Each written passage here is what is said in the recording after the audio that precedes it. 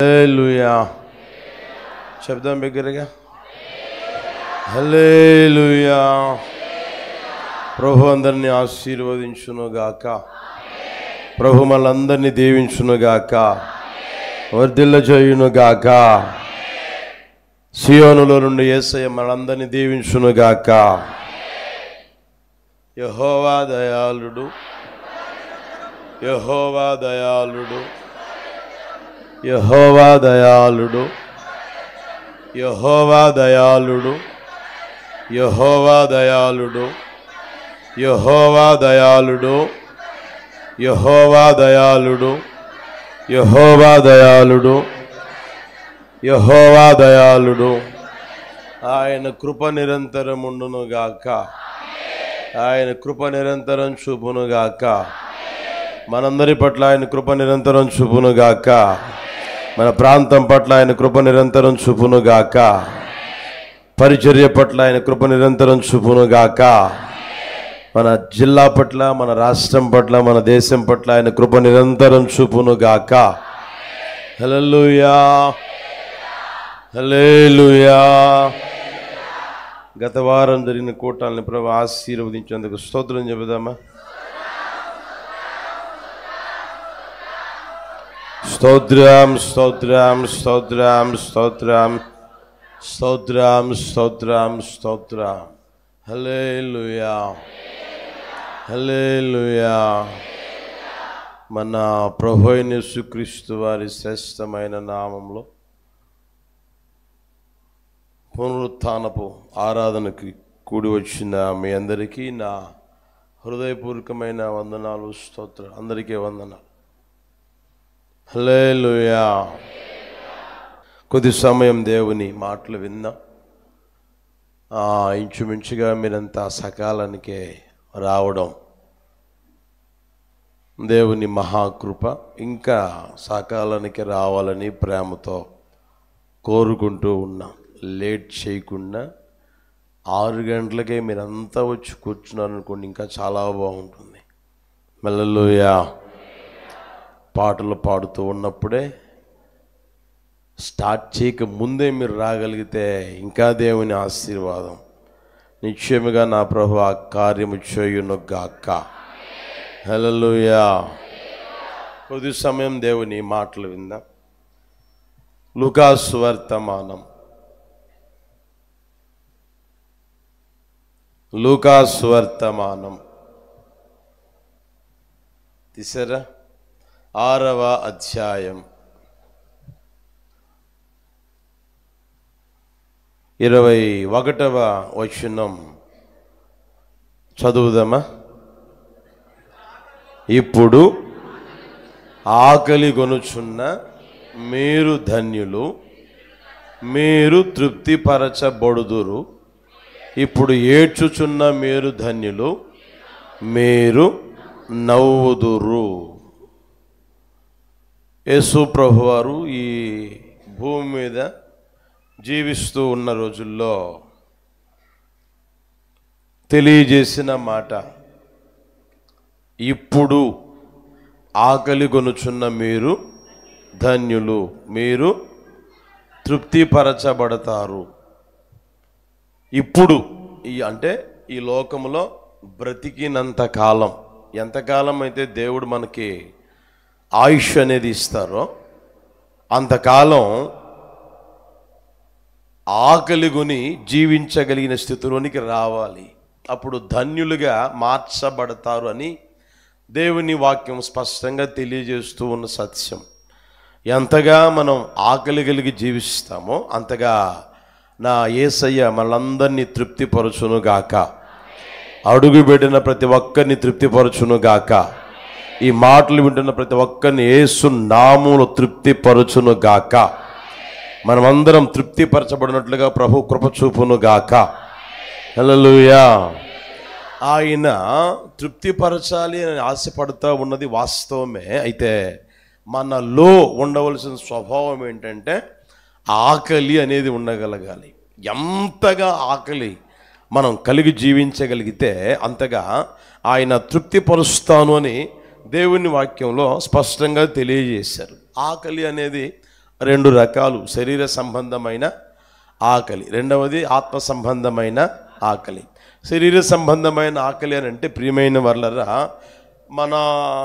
మనం బ్రతికేదానికి బలహీనంగా ఉన్నప్పుడు కాస్త బలపరచబడేదానికి ఆహారం అనేది తీసుకుంటూ ఉంటాం ఈ జానుడి కడుపు కోసం. అందుకోసమే కష్టపడేదైనా, అందుకోసమే ప్రయాసపడేదైనా, అందుకోసమే పాడి పనులైనా, ఏమండి పంట పనులైనా, ఉద్యోగాలైనా చేయగలిగేది. ఆకలి అనేది లేనప్పుడు పనులు చేయవలసిన అవసరం, కష్టపడాల్సిన అవసరం ఇంచుమించుగా ఎవరికి ఉండదనేది మనం గుర్తెరగలిగిన సత్యం ప్రియమైన వాళ్ళరా. అయితే ఎంతగా అయితే శరీర సంబంధమైన ఆకలి కోసం మనం ప్రయాసపడుతూ ఉంటామో అంతకంటే ఎక్కువగా ఆత్మ సంబంధమైన ఆకలి కోసం ప్రయాసపడదుము గాక. ఇంకా మీరు శరీర సంబంధమైన బాహ్య సంబంధమైన ఆకలి అనేది మనం గుర్తెరగలిగితే ప్రతి ఒక్కరికి నాడి ఆడుతూ బ్రతుకుతూ ఉన్న ప్రతి ఒక్కరూ కలిగి ఉన్న పరిస్థితులు ఏంటంటే ప్రియమైన వాళ్ళరా, మనం ఆలోచన చేయగలిగితే ఎంత సంపాదిద్దాం, కూడబెడదాం, సమకూర్చుకుందాం అనే ఆ ఆశలనే ఉంటాయి, ఆకలి అనేది ఉంటుంది. అందుకనే ఎంత ఒకవేళ సంపాదిస్తూ ఉన్నా, సమకూరుస్తూ ఉన్నా ఆ ఆకలి మాత్రం కొంతమందికి చెప్పండి తీరదు. ఏమండి, నెలకు ₹1,00,000 వచ్చే వ్యక్తి ఇంకొక 10,000, ఇంకొక 1,00,000 వస్తే బాగుంటుంది కదా అనుకుంటాడు.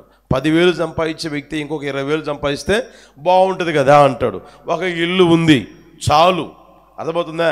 2 పిల్లలు ఉన్నారు, తల్లిదండ్రి ఉన్నారు, ఒక ఇల్లు సరిపోతుంది. అయితే ఆ వ్యక్తి ఏమనుకుంటాడు అంటే ఈ ఇల్లు సరిపోవడం లేదు, ఇంకొక ఇల్లు చెప్పండి, ఇక్కడ ఒక ఇల్లే ఉంది, ఇంకొక చోట కూడా ఇంకొక ఇల్లు కొని పెడితే బాగుంటుందంట. అవి మంచిదే కాదనట్లులే, అవి ఉండకూడదని కదా నేను అనేది.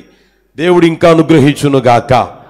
అయితే ప్రియమైన వాళ్ళరా, ఎంత సంపాదించినా, ఎంత కూడబెట్టినా, ఎంత సమకూర్చుకున్నా, ఎంత ఉంది అని చెప్పుకుంటున్నా అవి ఏవి పరలోకానికి తీసుకుని వెళ్ళేవి కానే కాదు. ఈ లోకంలో ఎంతైనా సంపాదించు, ఎంతైనా కూడబెట్టు, అవి ఏవి ఏమంటే నిన్నైనా సరే, నన్నైనా సరే, నీ కుటుంబానైనా సరే, ఎవరిని కూడా ప్రియమైన వాళ్ళరా పరలోకానికి అవి తీసుకొని వెళ్ళవు, పరలోకంలో ప్రతిఫలం పొందగలిగేటట్లుగా చెయ్యలేవు.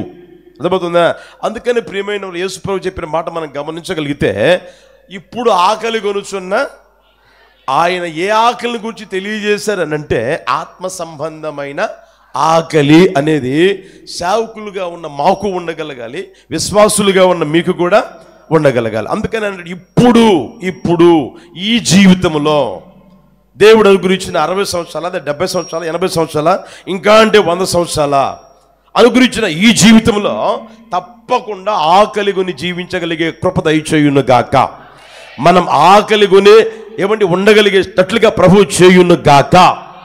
యేసు నామములో ఒక్కొక్కరికి ఆకలి ప్రభు విస్తారంగా పుట్టించును గాక. హల్లెలూయా. గత వారంలో మీకు 3 చెప్పా. నీతి కొరకు మనం ఆకలి దప్పులు కలిగి ఉండాలి అని.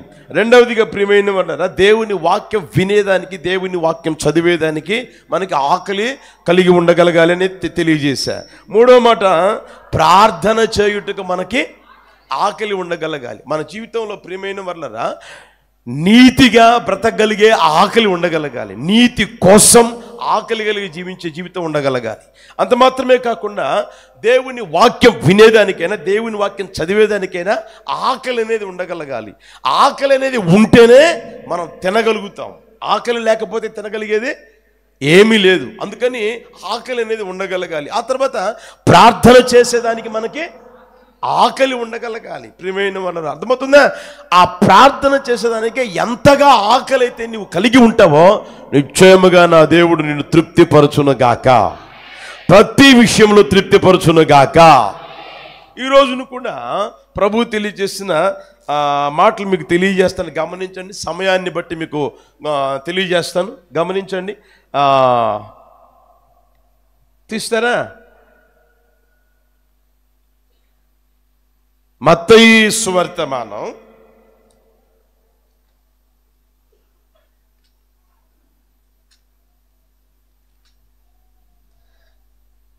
21వ అధ్యాయం.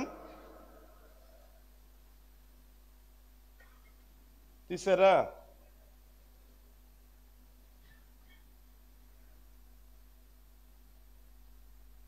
18వ వచనం నుంచి చూద్దామా. ఉదయమందు పట్టణమునకు మరలా వెళ్ళుచుండగా ఆయన ఆకలిగొని అప్పుడు త్రోవ ప్రక్కన ఉన్న ఒక అంజూరపు చెట్టును చూచి దాని యొద్దకు రాగా దాని యందు ఆకులు తప్ప మరేమీ కనబడలేదు గనుక దానిని చూచి ఇక మీదట ఎప్పటికీ నీవు కాపు కాయకుందువుగాక అని చెప్పాను. తక్షణమే ఆ చెట్టు యేసు ప్రభువారు ఈ లోకంలో సంచరిస్తున్న రోజుల్లో ప్రియమైన వాళ్ళరా యేసు ప్రభువారికి కూడా ఆకలి అనేది కలిగింది. అర్థమవుతుందా? ఆకలి కలిగి ఉంది కనుక ఆయన అలా వెళ్తూ ఉంటే త్రోవ ప్రక్కలో అంజూరపు చెట్టును చూశాడు. ప్రియమైన వాళ్ళరా ఆ అంజూరపు చెట్టును చూస్తే చెట్టు అయితే బ్రహ్మాండంగా పెరిగింది, గుబురుగా ఉంది, పచ్చగా ఉంది. ఆయన వెతికి వెతికి వెతికి చూస్తూ ఉన్నాడు, ఏమైనా ఫలాలు కనిపిస్తాయా అని, కాయలు కనిపిస్తాయా అని.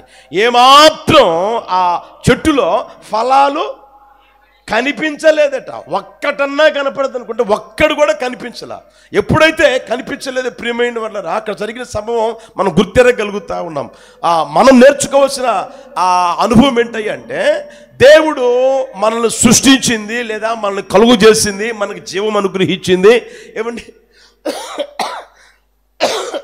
మనం ఈ లోకములో బ్రతికి గట్టగలిగి జీవము కలిగి జీవించగలిగేటట్లుగా చేసింది ఎందుకయ్యానంటే ఫలాలు ఫలించాలి అని. హల్లెలూయా, హల్లెలూయా. మీరు చూడండి, అంజూరపు చెట్టుని ఫలాల కోసం నాటుతారా, చెక్క కోసం నాటుతారా? గట్టిగా చెప్పండి. ఫలాల కోసం నాటే చెట్లు ఉన్నాయి, చెక్క కోసం నాటే చెట్లు ఉన్నాయి, అవునా కదా? ఇప్పుడు యాప చెట్టు ఉంది, యాప చెట్లు ఫలాలు ఎవరైనా తింటారా? అదే యాప చెట్టు కాస్త లావైంది అనుకోండి, దాన్ని కోసుకొని చెక్కలుగా కోసుకొని ఏమంటే మంచం కోళ్ళుగా ఉపయోగించుకునే వాళ్ళు ఉన్నారు, తర్వాత తలుపు చెక్కలుగా ఉపయోగించుకునే వాళ్ళు కూడా ఉన్నారు, కాదన్నంలే. అదేవిధంగా టేకు చెట్లు ఉన్నాయనుకోండి, దాన్ని చెక్క కోసమే పెంచుతారు. అర్థమవుతుందా? అంజూరపు చెట్టు చెక్క కోసం పెంచుతారా? సరే, టేకు చెట్లు కాయల కోసం పెంచుతారా? చెప్పరామండి, పెంచుతారా? అదేవిధంగా అక్కడ అంజూరపు చెట్టు నాటబడింది ఎందుకయ్యానంటే ఫలాలు ఫలించాలి అని. అదేవిధంగా మన జీవితం మనం గమనించగలిగితే దేవుడు మనకు అనుగ్రహించిన జీవితం ఎందుకయ్యానంటే మన ఫలములు ఫలించాలి అని. హల్లెలూయా, హల్లెలూయా. దేవుడు నన్ను బ్రతికించాడు, నా స్థితిని మార్చాడు. ఒకప్పుడు నా బ్రతుకు వేరు, ఒకప్పుడు నా స్థితి వేరు. ఒకప్పుడు నేను దయనీయమైన పరిస్థితులు అనుభవిస్తూ ఉన్నాను, ఒకప్పుడు పాపములో శాపములో చీకటిలో జీవిస్తున్న నా జీవితాన్ని ప్రభు జ్ఞాపకం చేసుకున్నాడు. ఈ రోజున ఆయన ఆ స్థితిలోంచి లేవనెత్తి బండ మీద పాదాలు స్థిరపరిచి ఇదిగో ఆయన నామానికి సాక్షిగా జీవించగలిగే ఆ స్థితినిచ్చాడు. ఇదిగో నా పరిస్థితులన్నీ ఆయన చక్కదిద్దాడు. నా బ్రతుకిలా మార్చబడడానికి కారణం నజరేయుడైన యేసయ్యే అని చెప్పుకుంటూ ఉన్న ఆ పరిస్థితులలో ఆయన ఆశించిన ఫలాలు నీ జీవితంలో కనిపించును గాక, నా జీవితంలో కనిపించును గాక, మనందరి జీవితంలో కనిపించును గాక. ఆయన నా దగ్గరికి వచ్చి వెతికినప్పుడు నాలో ఫలాలు కనిపించగలగాలి. మీ దగ్గరికి వచ్చి వెతికినప్పుడు ఆయనకి ఏం కనిపించగలగాలి? ఫలములు కనిపించును గాక. హల్లెలూయా. రోజు చూడండి ప్రియమైన వాళ్ళరా, మన జీవితాలు పచ్చగా అయితే ఉండగలుగుతూనే ఉన్నాయి. ఆ చెట్టు ఉన్నట్లుగా ఆకులు పచ్చగానే ఉన్నాయి, ఎదగడం మాత్రం బాగానే పెరుగుతూ ఉన్నాం, ఏమంటే అన్ని బాగానే ఉన్నాయి. అయితే ఆయన కోరుకున్న ఆ ఫలాలు కనిపించడం లే ప్రియమైన వాళ్ళరా. అందుకనే ప్రభు అంటాడు, నాకు ఆకలిగా ఉందిరా, నేను నీ దగ్గరికి వస్తా ఉన్నా, ఏమైనా ఫలాలు కనిపిస్తాయేమోనని. ఈరోజు చూడండి, ఆచారాలకు తక్కువ లేదు, సాంప్రదాయాలకు తక్కువ లేదు, ఏమంటే లోక సంబంధమైన విధి విధానాలలో నడిపించబడ్డానికి తక్కువ ఏమీ లేదు. ఏది యేసుప్రభువుని నమ్మాను చెప్పుకుంటూ ఉన్నా ఆచారాల మాండమలే, యేసుప్రభువుని నమ్మాను చెప్పుకుంటూ మందిరానికి వస్తూ ఉన్నా సంస్కారంలో పాలు పొందాలని అనుకుంటూ ఉన్న ప్రియమైన వాళ్ళరా సాంప్రదాయాలు మాత్రం మానడమే. అన్నీ ఉన్నాయి, లోకంలో ఉన్న అన్నీ నీ జీవితంలో ఉన్నాయి, నీ కుటుంబంలో ఉన్నాయి, అప్పుడప్పుడు కనిపిస్తానే ఉన్నాయి. పక్కన వాళ్ళు అంటూ ఉంటారన్నా, వీళ్ళు కూడా దేవుణ్ణి నమ్ముకున్న వాళ్ళేనా అని. అర్థమవుతుందా? వీళ్ళు కూడా మందిరానికి వచ్చేవాళ్ళేనా, వీళ్ళనే కదా దేవుడు ఆశీర్వదించింది. ఎంత ఆశీర్వదించినా, ఎంత దీవించబడుతూ ఉన్నా వారిలో ఆత్మ సంబంధమైన ఫలాలు అనేవి ఈ రోజున కనిపించలేకపోవడం శోచనీయం ప్రియమైన వాళ్ళు. అందుకనే యేసుప్రభు అంటాడు, నాకు అవసరమైంది తెలిసిన ఫలాలు. హల్లెలూయా. నిన్ను తీసుకొని వచ్చి ఏమంటే హోసన్నా అనే ఆ మందిరంలో లేదా మినిస్ట్రీలో లేదా ఏమంటే ఆ నేలలో నిన్ను నాటింది. ఎందుకయ్యానంటే ఫలములు ఫలించాలి. ఎక్కడో ఉన్నా దేవుడు అంటాడు కదా, ఐగుప్తులో ఉన్న నేను నిన్ను తీసుకొని వచ్చి శ్రేష్టమైన ఏమండి స్థలంలో నేను నిన్ను నాటాను. ఎందుకు నాటాడు ప్రభువా? ఎందుకు నాటావు ప్రభువా అని అంటే, నువ్వు శ్రేష్టమైన ఫలములు ఫలించాలి అని. హల్లెలూయా. ఎక్కడో నన్ను తీసుకొచ్చి దేవుడు ఇక్కడ ఎందుకు పెట్టాడు అంటే, ఇక్కడ ప్రియమైన వారరా ఫలములు, చెప్పండి గట్టిగా, యేసు నామముల మీదట ఫలములు ఫలించుదురుగాక. యేసు నామముల ఫలాలు ఫలించగలిగేటట్లుగా ప్రభు కృప చూపును గాక. బైబిల్ ఒక మాట చూడండి, యోహాను సువార్తమానం 15వ అధ్యాయం 16వ వచనం. మీరు నన్ను ఏర్పరచుకొనలేదు, మీరు నా పేరట తండ్రిని ఏమి అడుగుదురో అది ఆయన మీకు అనుగ్రహించినట్లు. ఆ మాట చూడండి. ఇప్పుడు మీరు వెళ్ళి ఫలించుటకును మీ ఫలము నిలిచి ఉంటుటకును నేను మిమ్మల్ని ఏర్పరచుకొని. మన దేవుడు ప్రియమైన వాళ్ళరా మన అందరిని ఏర్పరచుకున్నాడు, నియమించాడు. అర్థమవుతుందా? నీ కుటుంబంలో ఉన్న వారందరికంటే, అర్థమవుతుందా? ఈ లోకంలో అనుకుంటున్నావే నా మతస్థులు నా కులస్తులని, ఆ కులస్తుల్లో వారందరికంటే, నీ మతస్థులో ఉన్న వారందరికంటే, నీ వీధిలో ఉన్న వారందరికంటే, నీ వంశంలో ఉన్న వారందరికంటే నిన్ను ఏర్పరచుకొని నియమించేది ఎందుకయ్యానంటే, ఇక్కడ నాటింది ఎందుకయ్యంటే, దేవుని మందిరానికి తీసుకుని వస్తున్నది ఎందుకయ్యానంటే ఫలములు. ఆ మాట ఉండే ఇక్కడ, ఫలములు ఫలించాలి అని. ఫలించిన ఫలం అలాగే నిలబడి ఉండాలి. గతంలో నేను ఫలించానండి, యేసుప్రభు నమ్మిన కొత్తలో ఫలించానండి, యేసుప్రభు నమ్మిన తర్వాత మందిరానికి వస్తున్న ఆ రోజుల్లో కూడా నేను ఫలించానండి అనేది కాదు. కానీ ఆ ఫలం ఎలా ఉండాలి అంటే నిలిచి ఉండును గాక. ఏ రోజు నిన్ను చూసినా ఆ ఫలం నిలిచి ఉండును గాక. ఫలములు ఫలించి ఆ ఫలం ఏం కావాలంటే అలాగే నిలబడి ఉండగలిగిన జీవితం నాలోను మనలోను ప్రభు చూచును గాక. అటు కృపతో ప్రభు నింపును గాక. మీరు చూడండి ప్రియమైన వాళ్ళరా, ఫలములు లేని చెట్టుగా ఏ రోజు ఉండకుందుము గాక.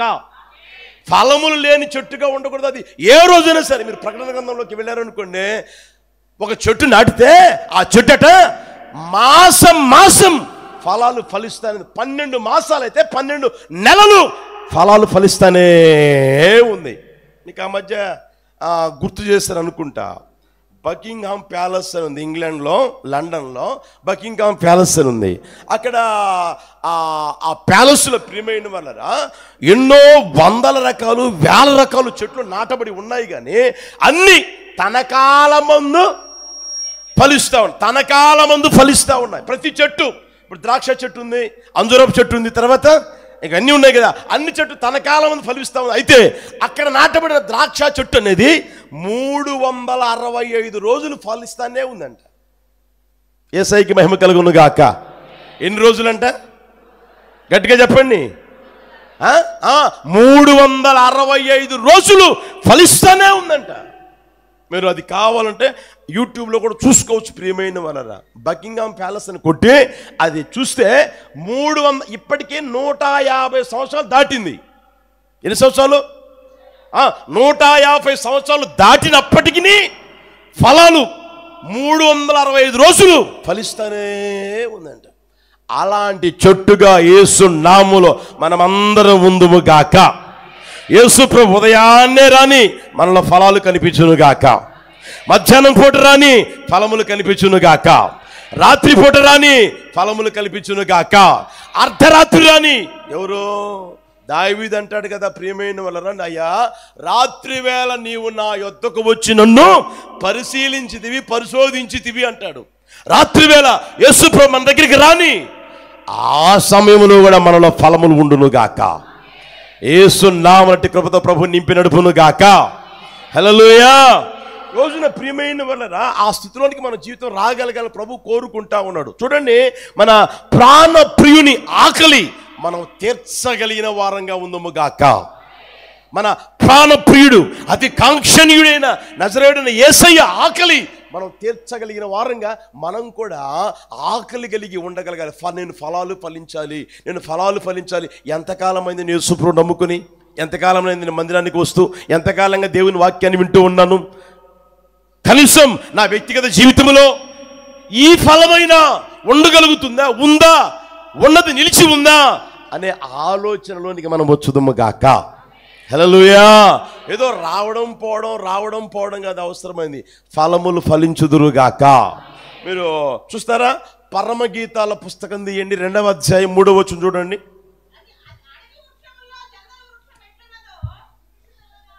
పరమగీతముల పుస్తకం 2వ అధ్యాయం 3వ వచనం. అందరు చదవండి గట్టిగా, అందరు చదవండి గట్టిగా. అడవి వృక్షములలో జల్దరు వృక్షం ఎట్లున్నదో పురుషులలో నా ప్రియుడు అట్లున్నాడు. ఆనందభరితనై నేను అతని నీడను కూర్చుంటిని, అతని ఫలము. యేసయ్యలో ఫలం ఉంది. హల్లెలూయా. యేసయ్యలో ఏమని చెప్పండి గట్టిగా. ఆమె అంటుంది ఏమని తెలిసిన, అతడు చదవండి అన్నమాట. అడవి వృక్షంలో జల్దర వృక్షం ఎట్లుండదో పురుషులలో నా ప్రియుడు అట్లు ఉన్నాడు, ఆనందభరితనై నేను అతని నీడను కూర్చోటిని, అతని ఫలం. సంఘం ప్రియమైన వారలారా, ఆయన చూస్తా ఉంది, ఆయనలో ఫలం ఉంది కదా, ఫలము లేనివాడు కాదు కదా, ఆయన ఫలించాడు కదా అని చూసి ఏమండి ఆమె జీవితంలో కూడా ఏమి అనుభవిస్తుంది, ఏమి నేర్చుకున్నది అని అంటే అక్కడ చూస్తారు 4:16 గమనించండి. 4:16 ఉత్తర వాయువు ఏతించుము, దక్షిణ వాయువు వెంచయుము, నా ఉద్యానము మీద విసరుడి, దాని పరిమళ వ్యాపింపజేయుడి, నా ప్రియుడు తన ఉద్యానవనమునకు వెంచయునుగాక, తనకిష్టమైన ఫలములతడు. యేసయ్యకి మహిమ కలుగునుగాక. హల్లెలూయా. ఆ ఉద్యానవనం ప్రియమైన వాళ్ళరా ఉన్న ఆ చెట్లన్నీ ఎలా మారిపోయాయంటే ఏమండి ఫలాలు ఫలిస్తానే ఉన్నాయి. ఆ సంఘం ప్రియమైన లేదా ఆమె ఫలములు ఫలిస్తానే ఉంది. ఫలిస్తూ ఆమె అన్నమాట ఏంటంటే ఉత్తర వాయువు ఏతించు, దక్షిణ వాయువు ఏతించుము, నా ఉద్యానవనం మీద విసరుడి, దాని పరిమళములు వ్యాపింపజేయండి, నా ప్రియుడు తన ఉద్యానవనమునకు వేంచేయునుగాక. ఎందుకైనా తనకిష్టమైన ఫలములు. హల్లెలూయా. అంటే ఆమె చూడండి ఫలములు ఫలించే స్థితిలోనికి వచ్చింది.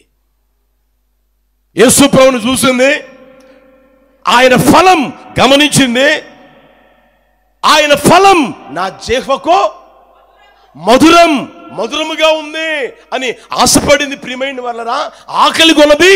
ఆ తర్వాత ఆమె కూడా ఏమైందంటే ఫలములు ఫలించింది. ఈ రోజున మన జీవితం కూడా ఎలా ఉండాలి అంటే వాక్యం వినడం పోవడం కాదు, కానీ యేసయ్య ఎవరు అంటే ఫలములు ఫలించిన వారు. హల్లెలూయా. హల్లెలూయా. ఆ ఫలములు ప్రియమైన వాళ్ళరా మన వ్యక్తిగత జీవితంలో ఫలించగలిగిన స్థితిలోనికి వచ్చుదుము గాక. ఆయన మనల్ని జ్ఞాపకం చేసుకొనును గాక. హల్లెలూయా. హల్లెలూయా.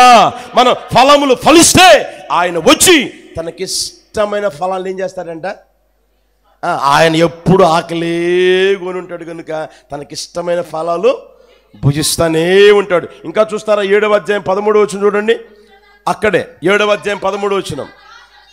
పుత్రదాత వృక్షము సువాసన నిచ్చుచున్నది, నా ప్రియుడా నేను నీ కొరకు దాచి ఉంచిన నానావిధ శ్రేష్ఠ ఫలములు పచ్చివియో పండువియో మా ద్వార బంధముల మీద. యేసయ్యకి మహిమ కలుగును గాక. ఆమె అంటా ఉంది, పుత్రదాత వృక్షము సువాసనిచ్చుచున్న నా ప్రియుడా నేను నీ కొరకు దాచి ఉంచిన నానా విధములైన. ఒకటి కాదు ప్రియమైన వాళ్ళ, ఒకటి కాదు. హల్లెలూయా. మార్కెట్కి మీరు వెళ్ళారనుకోండి, ఒకటే తీసుకుంటారా? యాపిల్ కావాలి యాపిల్లే తీసుకుంటారా? ఆడికి పోయేసరికి ఏమంటే కన్ను కొడుతుంది అంటారు చూడండి. కన్ను కుట్టిందో లేదో అక్కడ కనపడిన కివి తెస్తారు, తర్వాత డ్రాగన్ తెస్తారు, తర్వాత ఇంకేంటి చెప్పండి, జామ తెస్తారు, తర్వాత చెప్పొచ్చుగా కాయలు. ఆ కాయలని ఆ ఫలాలన్నీ తీసుకొని వచ్చి ఇంట్లో పెట్టుకుంటారు. అవునా కదా?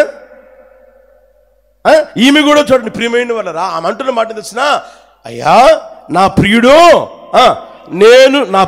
నేను నీ కొరకు దాచి ఉంచిన నానావిధ, ఒకటి కాదు నానావిధ శ్రేష్టమైన ఫలములో